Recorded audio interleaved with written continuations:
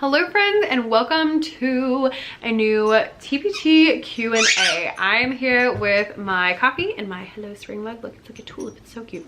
Nyla's here with her new little piggy and she is just squeaking away. But if I take it away from her, yep, I know I said piggy. If I take it away from her, then she's going to whine incessantly until I give it back. So I can't take it away from her. So I do apologize for the excessive squeaking. Yes, I'm talking about you. But I asked her on Instagram, which is at becca.e.davis. If you don't follow, for some TPT questions, got some questions and we're gonna answer them here. So grab yourself some coffee or tea or water or, you know, whatever you would like that's gonna float your boat. And let's get to it. Ooh. Okay, let's go. Okay, so first question is from Algebra Elevated. She said, are you buying anything during the sale? Because I posted this during the TPT sale. I don't think so. I am gonna go through my wish list and look and make sure. Hi, hello. Oh, my assistant's back. Yay.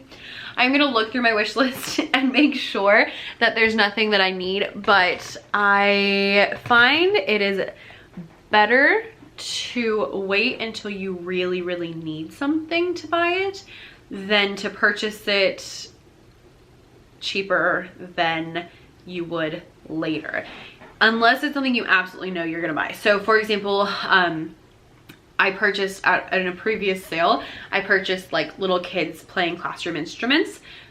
That was a good purchase. Instrument bundle, like clip art, that was a good purchase for me because I use those things all the time. But I also purchased some other clip art for Carnival of the Animals, which is something that I keep saying I'm going to make a raw product for, but I still haven't done it, and it's been at least a year since I purchased that. So like that so far has been a waste of money. I do still plan to make a Carnival of the Animals activity, but I haven't gotten that far yet. So I don't think I'm gonna purchase anything, but I will double check my wish list to make sure there's nothing that I want. Katie which said, you have 10 hours to work a week on TPT. What do you do? 300 plus resources in store. So if you have 10 hours to work on TPT, based on my most recent how much I work in a week, that's how much I work in a week. If you have about 10 hours, then here's what I would say. If you have less than 50 products, focus on making products, because when you make products, then you figure out what kind of products you want to make. You figure out how to make products that are actually going to be good. Do you really need to be in my shot? This is a little ridiculous. And that helps you figure out like kind of who you're going to market for. How did you make my headband fall off? I will link my outfit down below, by the way, because this is a really fun like linen shirt. Anyway, so making products really helps to help your store because you'll have more stuff to sell. People can purchase more than one thing at a time, and it helps you to figure out kind of like what you're doing. Once you're kind of past that point, then I would shift to doing more marketing. So I work about 10 hours a week, and my main focus is content. So like YouTube videos, blog posts, emails, Pinterest. Those are like the three things that I really spend the most time on these days. But I still love to make products, so I do still make products. So I would say just kind of split up your time and figure out what you need for your business to run. So for me, I need to be able to send emails every single week for my business to run. I need to make sure I have YouTube videos going out for my business to run. So I have like that list of things I have to do.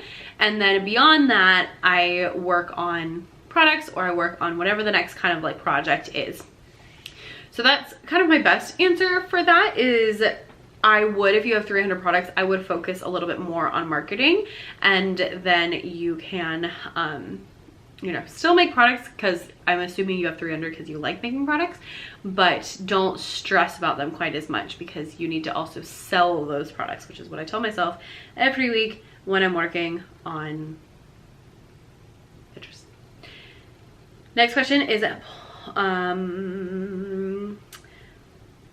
Pontella Spila Spanish says, for Spanish resources, titles and descriptions on TPT in Spanish or in English, what's better? That is a question I don't know the answer to, because I don't sell Spanish resources. What I would think is, think about your target audience and think about what they are typing into search.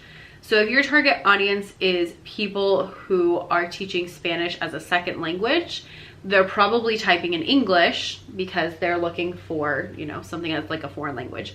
Versus if you're doing Spanish for Spanish teachers, then you might want to put it in Spanish. Your description has plenty of room, so you could do it in Spanish and in English just to make sure you got everything in there.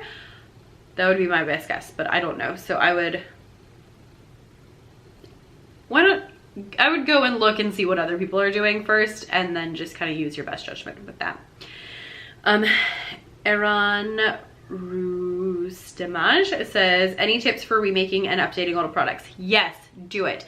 I've been on TPT for long enough that my like original products are really sad to me now. So I have been trying to go back and update products, which is so hard because all I want to do in life is make new products. I have so many ideas for products that if I worked on products all day long every day, I would still not ever finish them.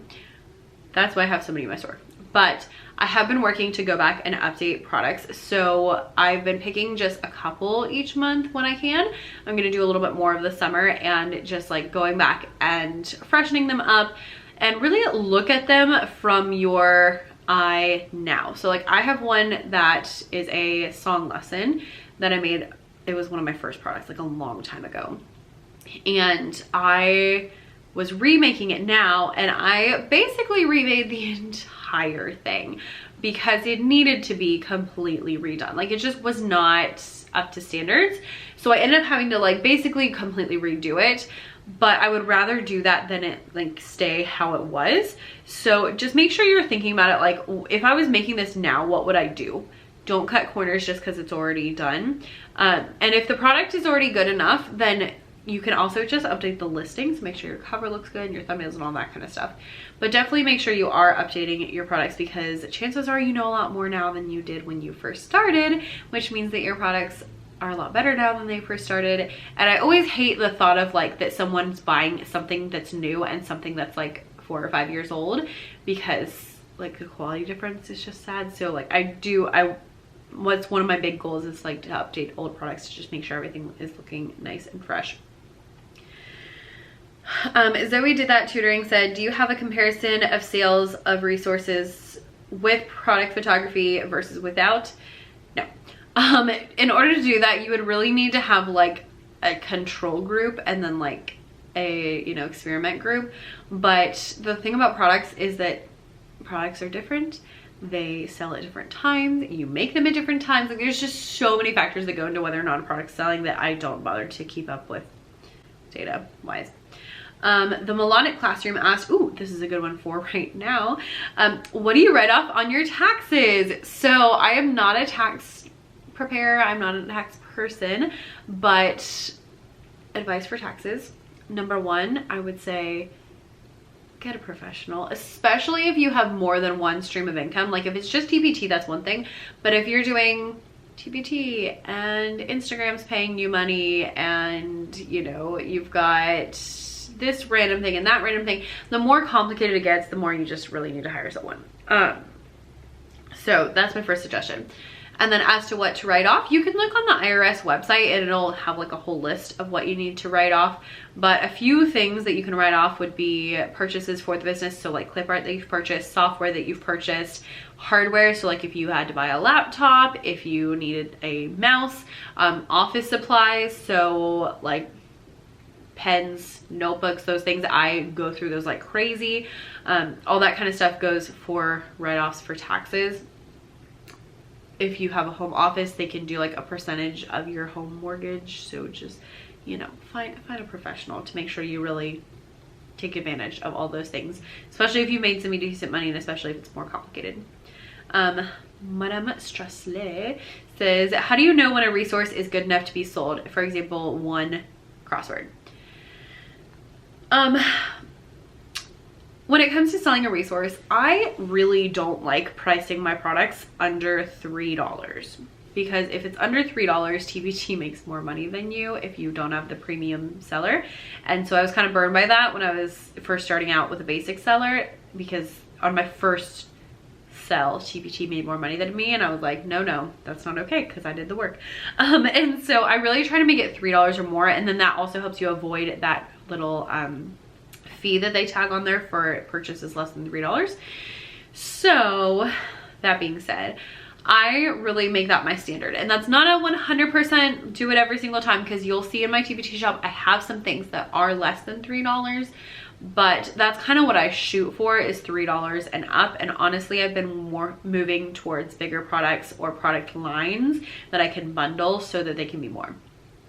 I wouldn't sell one crossword because you can't sell it for $3.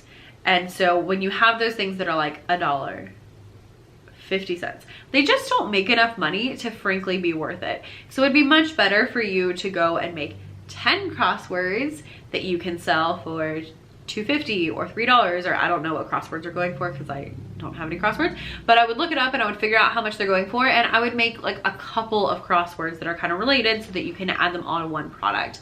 And that's just going to be much more worth your time, even though yes, it's more time, it's just going to be worth so much more because you're actually going to be able to make some actual money off of it. So that would be kind of my rule of thumb, is how much would I be able to purchase this for? I don't do one-page products. I do have some that are inexpensive just because of the nature of what they are, but it just kind of depends on what it is. And if it's going to be, you know, making me $1, then it better not take me that long to do it.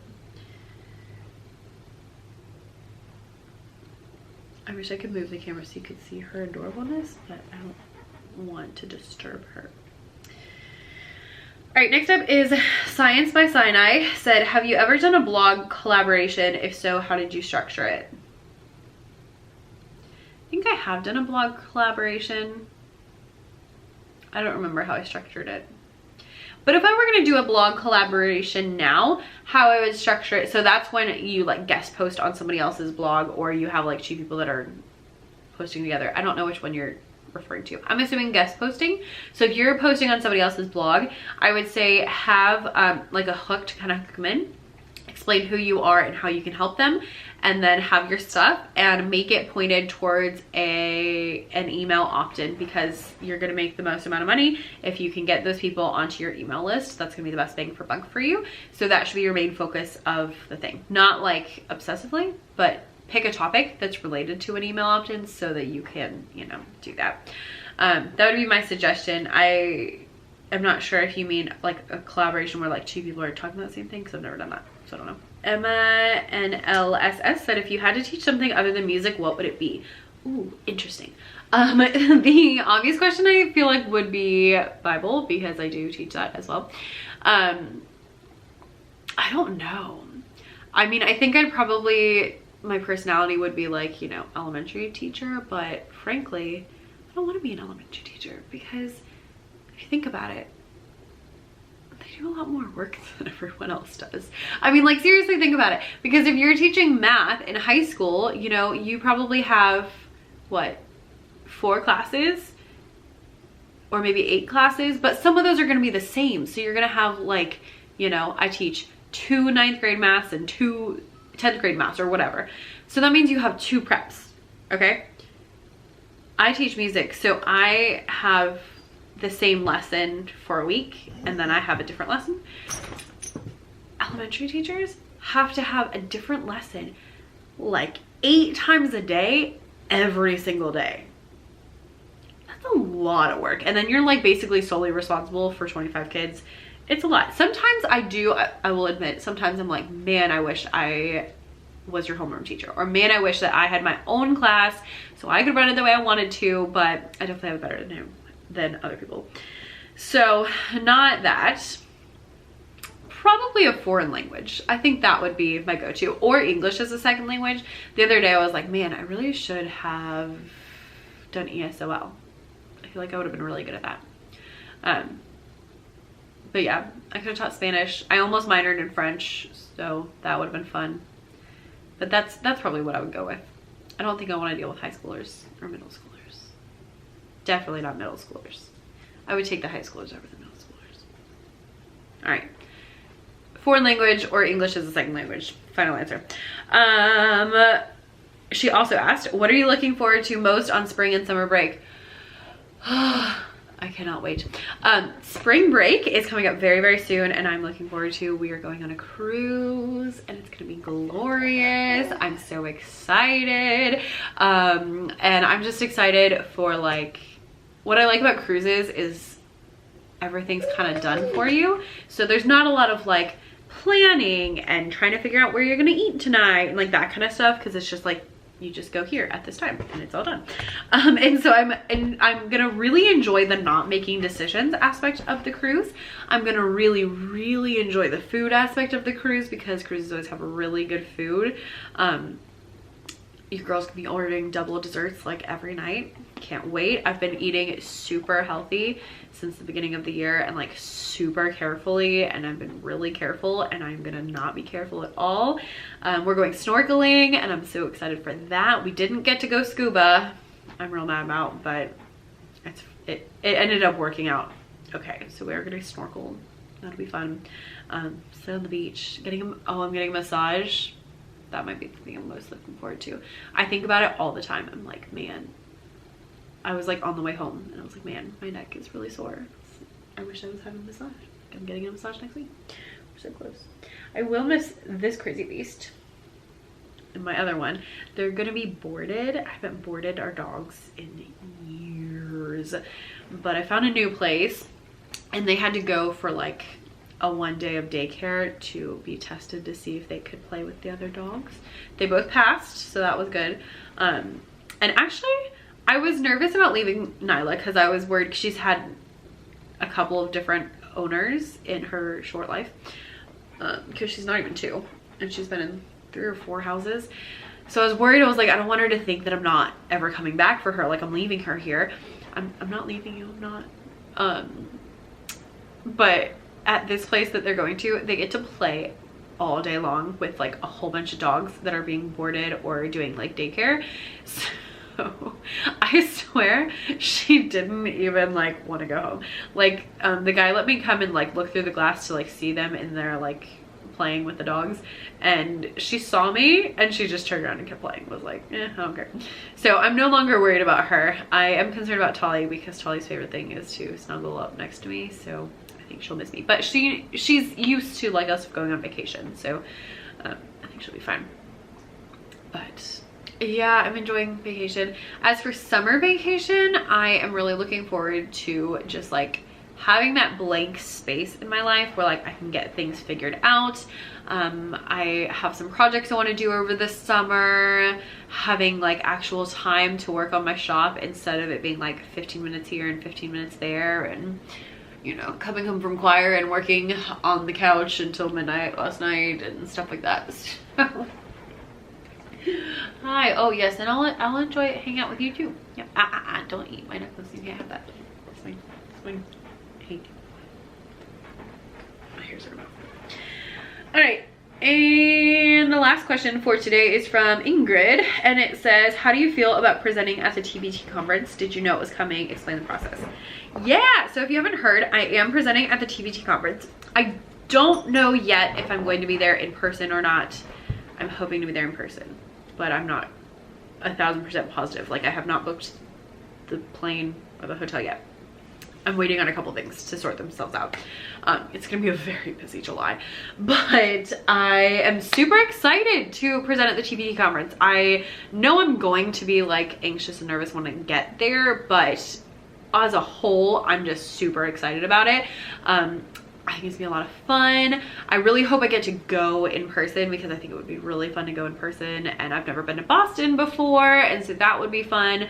And to actually like meet some people who like do the thing that I spend all of my waking hours doing and thinking about would be really great.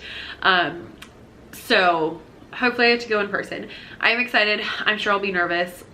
Honestly, if I go in person, I'll probably be more nervous to talk to people after the presentation than to actually do the presentation. I will let you know, by the way, as soon as I have a definitive yes or no, I will let you know that I'm going in now. So that's my spiel. Anyway, I'm excited. Process-wise, yes, I did know that Yes, no. I had to apply. So you have to, TPT sends out an email to everybody and you just apply to speak. And so you just say like, here's one idea of something I can do. Here's another idea. Here's why I think that I'd be a great person to talk to everybody about. And then you just kind of wait and see, and they let you know if you have been selected. And so I was actually very shocked that they selected me. But like I applied for it, so it's not like they just called me out of the blue and were like, hey, you should do this.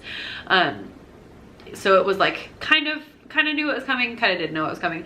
I was very shocked though, is the answer that they picked me. So that was really nice and exciting, and I am very excited for it. If you want to do the TPT conference, there is the in-person obviously, and there's also a virtual option.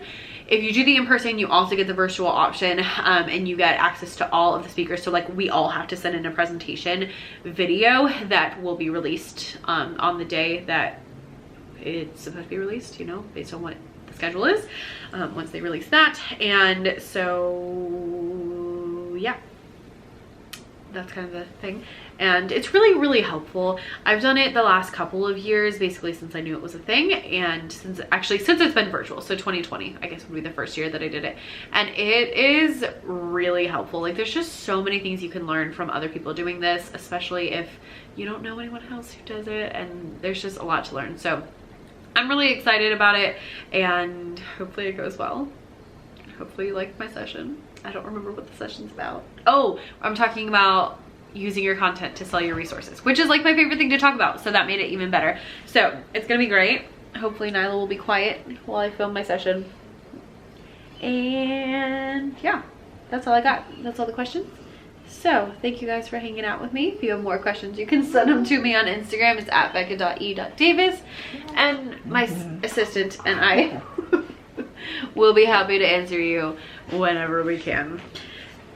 She's gonna go take her pig back, and I'm gonna go vacuum the floor, because the to-do list is never done when you're a person. I guess when you're a dog, you don't have that same problem. Okay guys, thanks for watching. I'll see you next time. Bye.